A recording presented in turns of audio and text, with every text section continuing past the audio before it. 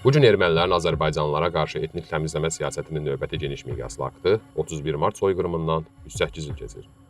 1918-ci ilin mart-aprel aylarında erməni silahlı dəstələri tərəfindən Bakı, Şamaxı, Quba və digər bölgələrdə minlərlə Azərbaycanlı milli mənsubiyyətinə görə qətlə yetirilib, yaşayış məntəqələri dağıdılıb.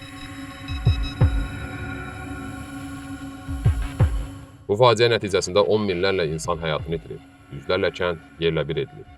Tarixi faktlar və araşdırmalar həmin hadisələrin planlı şəkildə həyata keçirildiyini göstərir. Azərbaycan dövləti tərəfindən bu hadisələrə siyasi hüquqi qiymət verilib və hər il 31 mart tarixi qurbanların xatirəsi ehtiramla yad olunur.